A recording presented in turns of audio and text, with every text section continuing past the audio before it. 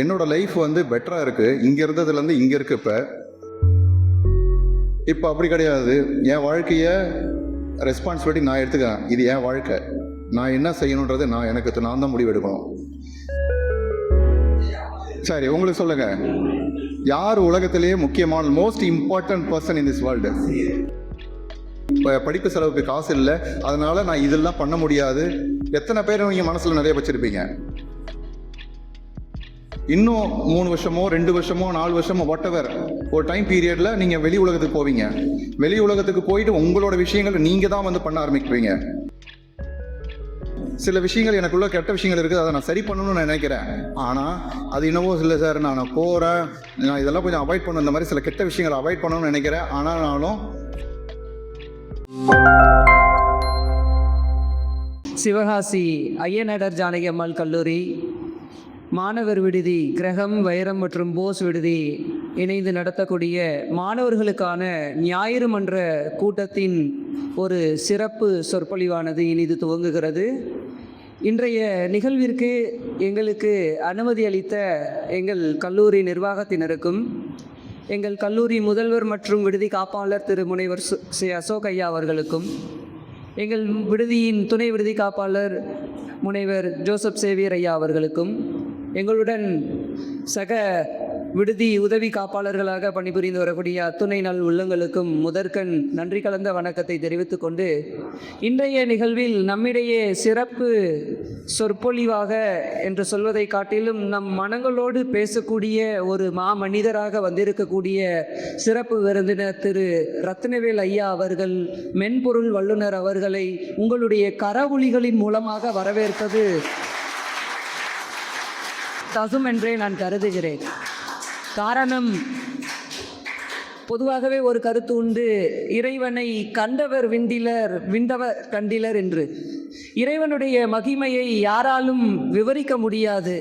அதுபோல இந்த நிகழ்வு நடக்குமா நடக்காதா என்ற பலவிதமான கோணங்களில் நாங்கள் சிந்தித்து கொண்டிருந்த போதெல்லாம் அது ஒரு நிகழ்தல், அது அதுவாகவே நிகழும் என்ற இறைவனின் வார்த்தையை எங்களுக்கு இந்த இடத்திலே நிகழ்த்தி தந்த எல்லாம் வல்ல இறைவனை வணங்கி இந்த நிகழ்வின் முதற்கட்டமாக வரவேற்புரை வழங்க வருமாறு நம்முடைய முதுகலை மாணவர் திரு மணிகண்டன் அவர்களை வரவேற்கிறேன்.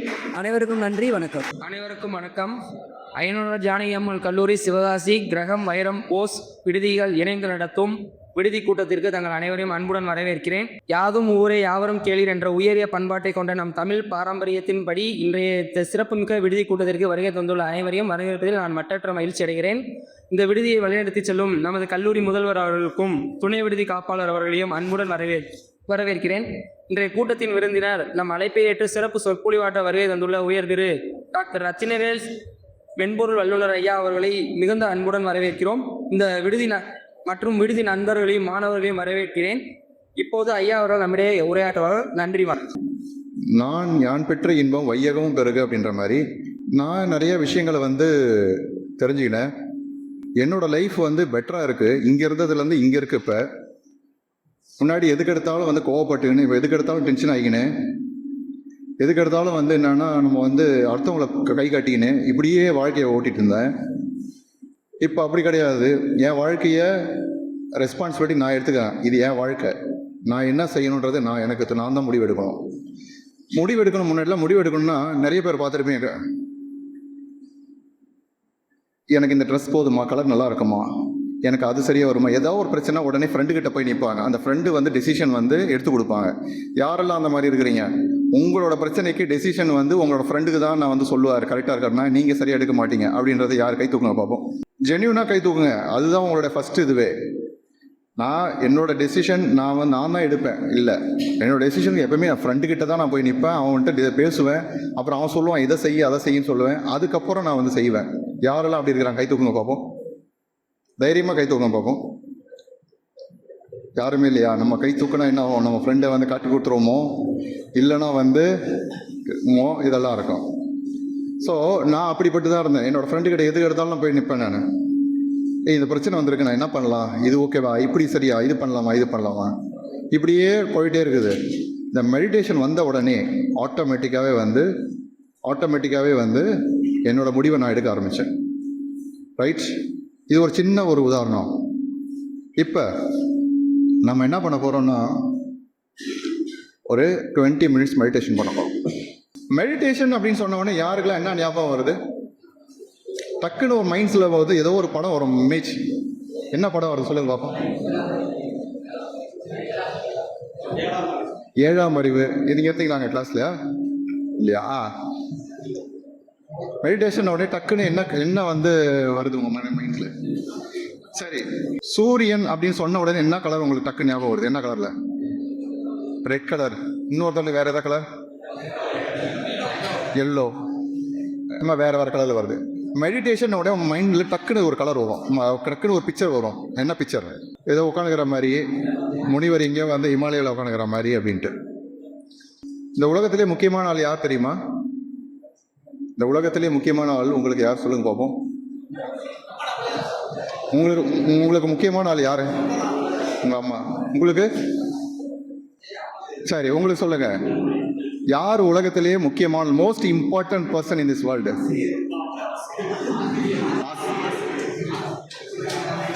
ரைட்டா? எல்லா ஆன்சரும் ரைட்டு தான், எந்த ஆன்சரும் தப்பான ஆன்சர் கிடையாது. ரைட்? உலகத்திலே முக்கியமான பர்சன் யாருன்னா ஃபர்ஸ்ட் வந்து நீங்க தான்.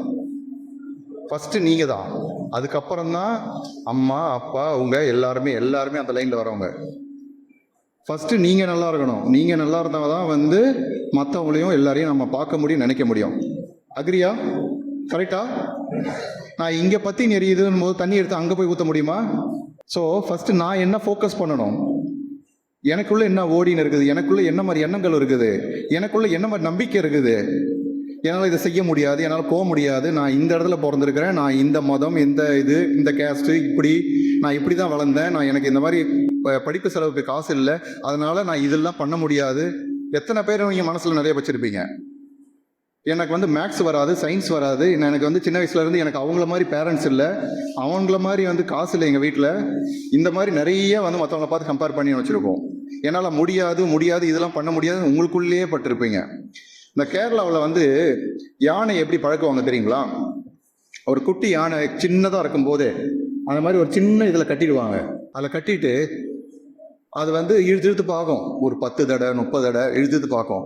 அது ஒரு 30வது தடவை என்ன பண்ணும், இது அவ்வளோதான் பழக்குது அப்படின்னு சொல்லிட்டு விட்டுருவாங்க. இது பெருசாச்சுன்னு வச்சுங்களா, யானை அதே சைஸில் தான் இருக்கும் அந்த அடிக்கிறதும். பட் அந்த சைஸ் பெரிய யானைக்கு வந்து அது பிடிச்சி இழுத்துட்டு போயிட்டே இருக்கலாம். ஆனால் சின்ன வயசுலேருந்து அதை எப்படி பழகிட்டாங்க? சின்னதாக அடித்து என்னால் முடியாது இப்படி தான் நமக்குள்ளேயே நிறையா விஷயங்கள் உள்ள போயிருக்கு. பணம் என்ன மரத்திரியா காக்கிது, முடியாது. ஸோ இந்த மாதிரி நிறைய விஷயங்கள். எனக்கு மேக்ஸே வராது. ஒரு 2 இடத்துல ஃபெயில் ஆயிருப்பீங்க, இல்லை 3 தடவை ஃபெயில் ஆயிருப்பீங்க, இல்லை ஒரு கிளாஸ் ஃபுல்லாக ஃபெயில் ஆயிருப்பீங்க, ஒரு இது ஃபுல்லாக. It's okay. 10 தடவை ஃபெயில் ஆகட்டும், 11 தடவை நீங்கள் சக்ஸஸ் ஆக முடியாதா? பட் இந்த உலகம் எப்படி பார்க்கும் அப்படின்னா, 3 தடவை ஃபெயில் ஆயிடுச்சு, 4வது தடவை கண்டிப்பாக 4வது தடையும் ஃபெயிலாக தான் ஆவாங்க அப்படின்னு சொல்லுவோம். அப்படி தான் வந்து இந்த சூழ்நிலையும் என்விரான்மெண்ட்டும் உங்களை ப்ரோக்ராம் பண்ணும். இது நேராக போய் உங்கள் மைண்டில் உட்காந்து நீங்கள் இப்படி தான் நீங்களாக வந்து ஒரு விஷயங்களை வச்சுக்கிறீங்க. நான் இப்படி தான், எனக்கு இது வராது, எனக்கு ஃபுட்பால் வராது, வாலிபால் வராது, நான் 2 தடவை இதாகிட்டேன், அதனால் இப்படி தான் அப்படின்னு சொல்லிட்டு உங்களுக்குள்ளே அந்த லிமிட்டிங் பிலீஃப்னு சொல்லுவாங்க, குறுகிய நம்பிக்கைகள், இது எல்லாமே போட்டு வச்சுருப்பீங்க. பட் இதெல்லாம் உடச்சி வெளில வரணும். ஒரு விஷயத்தை நீங்கள் சாதிக்கணும், உங்கள் வாழ்க்கையில் முன்னாடி போகணும். எல்லாருக்கும் உங்கள் வாழ்க்கையில் முன்னாடி போகணுன்ற விருப்பம் இருக்கா? யாருக்குமே பின்னாடி போகணுன்ற விருப்பம் இருக்காது. இன்னும் 3 வருஷமோ 2 வருஷமோ 4 வருஷமோ வாட்டெவர் ஒரு டைம் பீரியட்ல நீங்க வெளி உலகத்துக்கு போவீங்க. வெளி உலகத்துக்கு போயிட்டு உங்களோட விஷயங்களை நீங்க தான் வந்து பண்ண ஆரம்பிப்பீங்க. உங்களோட வாழ்க்கையை அடுத்த கட்டத்துக்கு எடுத்துட்டு போறதுக்கு, நகர்த்துறதுக்கு நீங்க தான் வந்து முடிவெடுக்கணும். ஒவ்வொரு விஷயமும் அதோட அடித்தளம் இங்கே நடக்குது.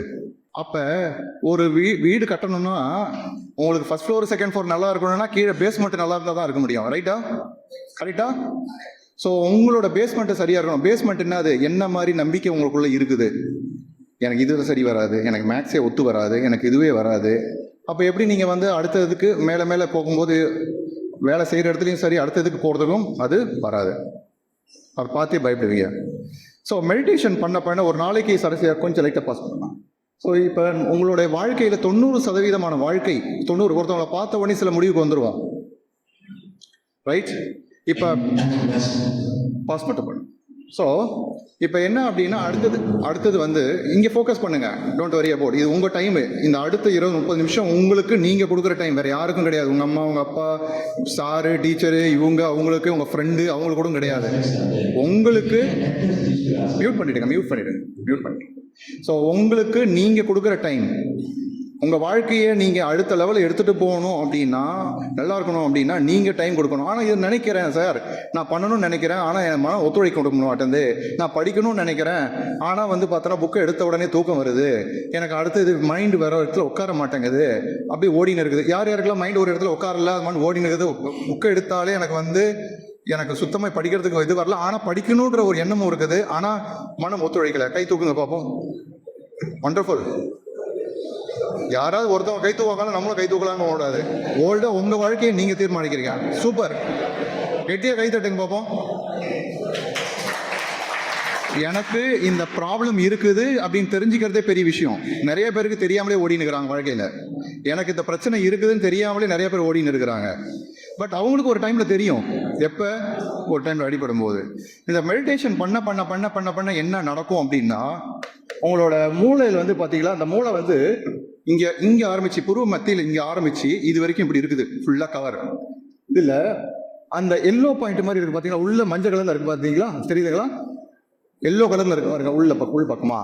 அதுதான் ஆழ் மனசில் இருக்கிற விஷயங்கள். நீங்கள் எனக்கு இது வராது, எனக்கு சரி வராது, எனக்கு அதெல்லாம் வராது அப்படின்னு வச்சுக்கிற விஷயங்கள், உங்களோட பழக்க வழக்கங்கள், உங்களோட குட் ஹேபிட்ஸ், பேட் ஹேபிட்ஸு எல்லாமே ஸ்டோர் ஆகிருக்குது. இந்த அம்மா தோண்டு தான் இருக்குது பாருங்கள், அதில் தான் இருக்குது. உங்களோட வாழ்க்கையில் காலையில் நீங்கள் எப்படி ஏந்திருக்கிறீங்க, எந்த பக்கம் ஏந்திருக்கிறீங்க, எப்படி ஒரு கிளாஸை பிடிக்கிறீங்க, எப்படி சாப்பிட்றீங்க, கையை ஆட்டோமேட்டிக்காக போகுது. நீங்கள் வந்து கையை எடுத்து இப்படி தான் விரலில் பிடிக்கணும்லாம் பிடிக்கல, அது மான் போகுது. சாப்பாடு ப்ரஷ்ஷு பிடிக்கணும், ஆட்டோமேட்டிக்காக ப்ரஷ்ஷு போகுது. ப்ரஷ்ஷை இப்படி தான் பிடிக்கணும்லாம் யோசிச்சு பிடிக்கிறது இல்லை, அதுவாக ரோபோ மாதிரி போயின்னு இருக்குது. ரைட்டா? கரெக்டா? அப்போ எல்லா விஷயமும், சில விஷயங்கள் எனக்குள்ள கெட்ட விஷயங்கள் இருக்குது, அதை நான் சரி பண்ணணும்னு நினைக்கிறேன். ஆனால் அது என்னவோ இல்லை சார், நான் போகிறேன், நான் இதெல்லாம் கொஞ்சம் அவாய்ட் பண்ணணும், இந்த மாதிரி சில கெட்ட விஷயங்களை அவாய்ட் பண்ணணும்னு நினைக்கிறேன். ஆனாலும் நான் இப்படியே போயிடுறேன். பண்ணணும்னு நினைக்கிறேன். ஒரு ஸ்மோக்கிங் ஸ்டாப் பண்ணணும்னு நினைக்கிறேன், ஆனால் ஆட்டோமேட்டிக்காக போயிடுது. இல்லை ஏதோ ஒரு விஷயம் தேவை பழக்கம் எனக்குள்ளே இருக்குது, அது போகணும்னு நினைக்கிறேன், அடிக்கடி கோவப்படுறேன், இதெல்லாம் போகணும்னு நினைக்கிறேன், ஆனால் பண்ணிடுறேனே. கண்ட்ரோல் இல்லையே. ஏன் கண்ட்ரோல் இல்லைன்னா, உங்களுடைய அந்த எப்பெல்லாம் யாரெல்லாம் உங்களை கோவப்படுத்துகிறாங்களோ என்ன பண்ணுன்னா, மேலே இந்த சைடு இருக்குது பார்த்தீங்களா, இந்த பிரெயின் வந்து போய் கேட்கும். என்ன ஒருத்தர் வந்து டீச்சரோ இல்லை யாரோ உங்கள் அம்மாவோ யாரோ ஒருத்தவங்க வந்து இந்த மாதிரி கோவமாக பேசுகிறாங்க, இதுக்கு நீ என்ன பதில் சொல்ல போகிறேன்னு கேட்கும். உடனே வந்து இந்த பிரெயின் இருக்குது பார்த்தீங்களா, அந்த பிரெயின் யோசிக்கும் என்ன சொல்லலான்ட்டு. ஆனால் அது வரைக்கும் வெயிட் பண்ணாது. உடனே என்ன பண்ணும், அந்த மஞ்சள் கலரில் இருக்குது பார்த்தீங்களா, அது உடனே பதில் கொடுத்துரும். இவர் சும்மா யோசிச்சுக்கிறாரு, இந்த பதில் அப்படின்றோம். அங்கே என்ன இருக்கும், ஏற்கனவே வந்து என்ன பண்ண, எந்த இப்போ ஒரு பஸ்லேருந்து இறங்கி வரீங்க, திடீர்னு ஒரு வெறி நாய் இருக்குது, ஒரு 3-4 நாய், என்ன பண்ணுவீங்க? ஒன்று ஓடுவீங்க, இல்லைன்னா சண்டை போகணும். 2 தான். ஃபைட் மோடு சொல்லுவாங்க. சில நேரத்தில் அந்த டேஞ்சர்னு வந்த உடனே உங்கள் மைண்ட் என்ன பண்ணணும்னா, ஒன்று ஃபைட் பண்ணணும், என்ன ஃபைட்டுன்னா என்னன்னா, ஒன்று சண்டை போடணும் அந்த இதெல்லாம் தப்பிக்கிறதுக்கு, இல்லையா தப்பிச்சு ஓடிடணும். நிறைய பேருக்கு இந்த டேஞ்சர் வந்து வாத்தியாராக இருக்கலாம், இல்லை வீட்டில் இருக்கிறவங்களா இருக்கலாம், இல்லை ஃப்ரெண்டாக இருக்கலாம், வேறு விஷயங்களாக இருக்கலாம். ஏதோ ஒரு டைம் டேஞ்சர் இருந்தால் பரவாயில்ல, அடிக்கடி டேஞ்சர், ஒவ்வொரு டைமும் ஒவ்வொரு சிச்சுவேஷனும் சூழ்நிலைக்குமே நீங்கள் பார்த்து டென்ஷன் ஆகிட்டே இருந்தீங்கன்னா என்ன நடக்கும்னா, உங்கள் உடம்புல நிறைய கார்டிசால் லெவல்ன்ற கெமிக்கல் கெமிக்கல் வந்து சுரக்கும். அது பிளட்டில் போய் கலக்கும். அது வந்து என்ன நடக்கும் அப்படின்னா, பிளட்டில் போய் கலந்து அந்த பிளட்டை வந்து நார்மலாக ஃபங்க்ஷன் ஆகிருக்குது. பைப்பு டேங்க்கு மேலே இருக்குது, கீழே அங்கங்கே பைப்லாம் இருக்கலாம், நடுவில் அங்கங்கே கல்லை போடுங்க, தண்ணி வருது, போகிறது தடைப்படுமா? அதே தான் நடக்கும். அடிக்கடி கல்லை போட்டுகிட்டே இருந்தேன்னா கொஞ்ச நாளில் உங்களோட பாடியில் பிரச்சனை வர்றது அதுதான் எல்லாருக்குமே ஃப்யூச்சரில். ஸோ என்ன பண்ணணும், அந்த கார்டிசால்ன்ற கல்லை எடுக்கணும். எப்படி எடுக்கிறது? மெடிடேஷன் பண்ண பண்ண பண்ண பண்ண பண்ண ஆட்டோமேட்டிக்காகவே வந்து உங்களுக்கு அந்த கல்லாம் வெளில போயிடும். உங்களோட ஸ்மூத் ஃபங்க்ஷன், உங்களோட பாடி, உங்களுக்கு எனர்ஜி நிறைய வேணும். எனக்கு உட்காந்தோன்னா புக் எடுத்து பார்த்தோன்னா ஃபோக்கஸாக படிக்கணும்னா டெய்லியும் மெடிடேஷன் ஒரு 2 மினிட்ஸ் 5 மினிட்ஸ் பண்ணிவிட்டு அதுக்கப்புறம் புக்கை படிங்க. ஸோ இப்போ நிறையா சயின்ஸ் ஆஃப் மெடிடேஷனில் நிறையா பண்ணலாம், பேசலாம் இதை பற்றி. அந்த மெடிடேஷன் எப்படி பண்ணுறது அப்படின்னா, இங்கேருந்து சிவகாசி பஸ் ஸ்டாண்டுக்கு எத்தனை வழியில் போகலாம் சொல்லுங்கள் பார்ப்போம். பல வழியில் போகலாம். ரைட், பல வழியில் போகலாமா? ஆட்டோவில், பைக்கில், காரு, பஸ்ஸு, நடந்து, சைக்கிள், கொஞ்சம் தூரம் சைக்கிள், கொஞ்சம் தூரம் நடந்து, கொஞ்சம் தூரம் பைக்கு, கொஞ்சம் தூரம் காரு, நிறைய காம்பினேஷன் இருக்கா இல்லையா? அந்த மாதிரி மெடிடேஷன் எடுத்துக்கினீங்க அப்படின்னா கொஞ்சம் சைலன்ஸ் பண்ணுங்கள். உங்களோட டைம் இது, உங்கள் வாழ்க்கையை நீங்கள் மேம்படுத்தணும்னு நினச்சிங்கன்னா உங்களுக்கு நீங்கள் அமைதியாக ஃபுல் அட்டென்ஷனோட கேளுங்க. ரைட்? இந்த மெடிடேஷன் டெக்னிக்கை இன்னையிலேருந்து அடுத்து 21 நாளைக்கு ஸ்டடி டைம் முன்னாடி பண்ணுறதுக்கு மேனேஜ்மெண்ட்டும் அக்ரி பண்ணுறாங்க. ஸோ 21 days இந்த மெடிடேஷன் பண்ண போகிறீங்க. அதுக்கான கேள்வியை என்ன பண்ண போகிறீங்க, எப்படி பண்ண போகிறீங்கன்றத தெரிஞ்சுக்கணும். ரைட்? நெக்ஸ்ட்டு இதை எப்படி பண்ணுறதுன்னா ரொம்ப ரொம்ப நமக்கு எத்தனை வழி இருந்தாலும் எது ஈஸியான வழியோ அதை தான் பிடிச்சிக்கணும். ரைட்டா? எது நமக்கு சூட்டாக இருக்குதோ அந்த வழியை தான் புரிஞ்சுக்கணும். எனக்கு காரில் போகிறது ஈஸினா காரில் போகணும், வண்டியில் போகிறது, பைக்கில் போகிறது ஈஸினா பைக்கில் போய் எனக்கு போகிறது பிடிச்சிக்கணும். ஸோ அது மாதிரி மெடிடேஷன், நிறைய மெடிடேஷன் இருக்குது. சக்கரா மெடிடேஷன், ஹீலி மெடிடேஷன், அந்த மெடிடேஷன், இந்த மெடிடேஷன், மந்திரா மெடிடேஷன், ஏகப்பட்ட மெடிடேஷன் இருக்குது. எது ஈஸியோ, எந்த இடத்துலலாம் உட்காந்து பண்ணலாமோ, எப்பெல்லாம் டைம் கிடைக்குதோ அப்போல்லாம் பண்ணலாமோ, இப்படி தான் பண்ணணும், இங்கே தான் பண்ணணும், குளிச்சுட்டு தான் பண்ணணும், இப்படிலாம் கிடையவே கிடையாது. ஸோ எப்போ வேணாலும் எங்கே வேணால் பண்ணலாம் அப்படின்னும் போது அந்த மெடிடேஷன் தான் இன்றைக்கி பேச போகிற topic Anapanasati meditation. So first கையை கோத்துக்கிறீங்க, கண்ணை மூடிக்கிறீங்க. ப்ரிப்பரேஷன் 3 ஸ்டெப்பு தான். மொதல் ஸ்டெப்பில் ப்ரிப்பரேஷன் ஸ்டெப்பு. கண்ணை மூடிக்கணும், கையை இப்படி கோத்துன்னு மடியில் வச்சுங்க, காலை கிராஸில் வச்சுக்கிறாங்க பாருங்கள். கீழே உட்காந்துக்கிறவங்களை கம்ஃபர்டபுள்லாம் சம்மணம் போட்டு உட்காந்து சாப்பிடும் பார்த்தீங்கன்னா அந்த மாதிரி உட்காந்துக்கலாம். ஒன்று செவுத்தில் சாஞ்சிக்கலாம், பேக் சப்போர்ட் எடுத்துக்கலாம், எது எப்படியோ உங்களுக்கு கம்ஃபர்டபுள் தான் முக்கியம், கம்ஃபர்ட்.